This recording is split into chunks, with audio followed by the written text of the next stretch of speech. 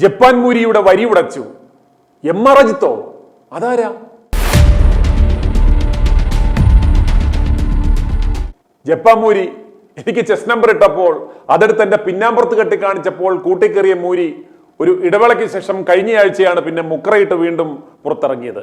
ലെവന്റെ പങ്കാളികളായ വനംകൊള്ളക്കാരന്മാരുടെയും സ്വർണ്ണ മയക്കുമരുന്ന് കള്ളക്കടത്തുകാരുടെയും ഇവരുടെ ഇൻവെസ്റ്റ്മെന്റിൽ തുടങ്ങിയ കാട്ടുകള്ളന്മാരുടെയും ചാനലും സംയുക്തമായിയാണ് തേഞ്ഞുപോയ ഈ ഓപ്പറേഷൻ ആസൂത്രണം ചെയ്തത്.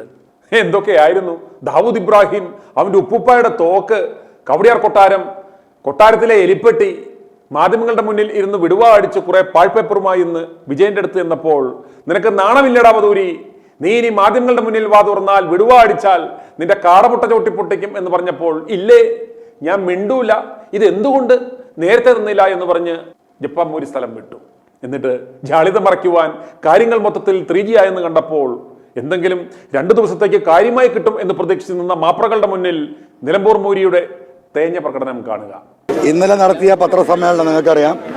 ആ പത്രസമ്മേളനത്തിൽ ഞാൻ ഡിക്ലെയർ ചെയ്തതായിരുന്നു, ഇന്നലത്തെ പത്രസമ്മേളനത്തോടു കൂടി ഇതിൻ്റെ 1-ാം ഘട്ടം അവസാനിച്ചെന്നു.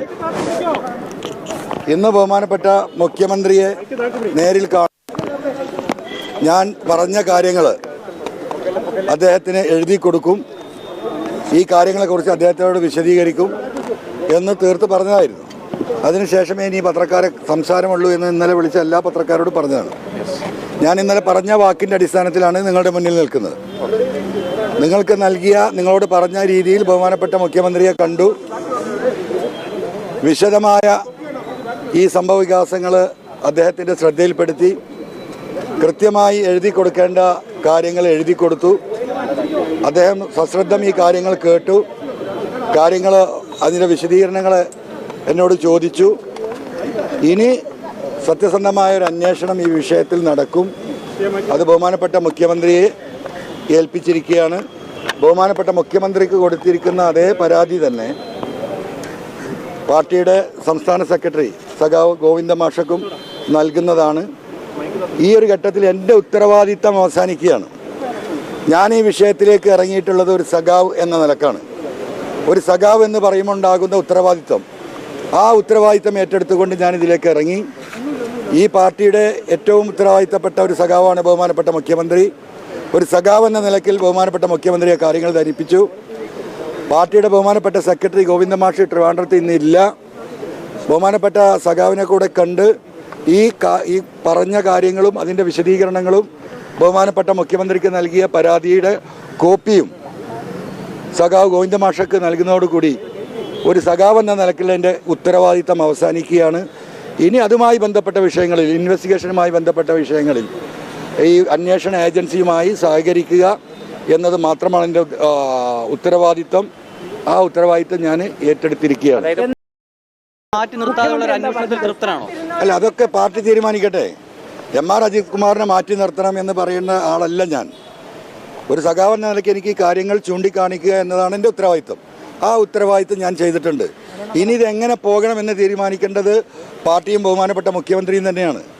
അവർ അതിന് അനുസൃതമായ ഉത്തരവാദിത്ത ബോധത്തോട് കൂടിയിട്ട് അതിനാവശ്യമായ അന്വേഷണത്തിനുള്ള സംവിധാനങ്ങൾ ഒരുക്കും എന്ന് തന്നെയാണ് ഒരു സഖാവ് എന്ന നിലക്ക് ഞാൻ വിശ്വസിക്കുന്നു.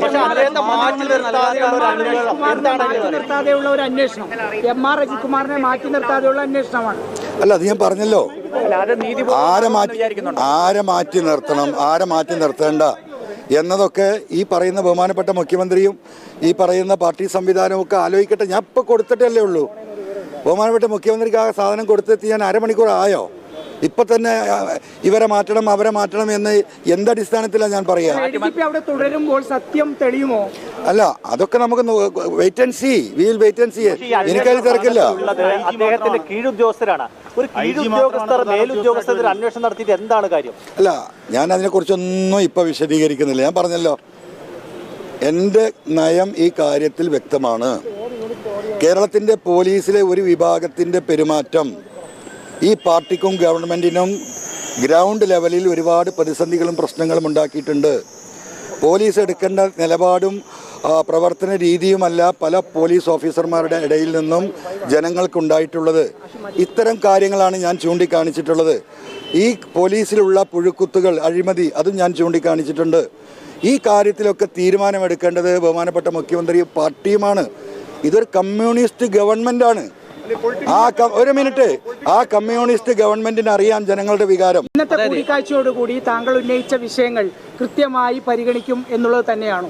തീർച്ചയായിട്ടും അത് പരിഗണിക്കേണ്ടി വരുമല്ലോ. ഞാൻ എൻ്റെ വിഷയമല്ലല്ലോ പറഞ്ഞത്, ഈ നാട്ടിലെ ജനങ്ങൾ അഭിമുഖീകരിക്കുന്ന വിഷയമാണ് സൂചിപ്പിച്ചിട്ടുള്ളത്. അതായത് മാറ്റി നിർത്തിക്കൊണ്ടുള്ള ഒരു അന്വേഷണം ഉണ്ടാവുമെന്ന് പ്രതീക്ഷിക്കുന്നു.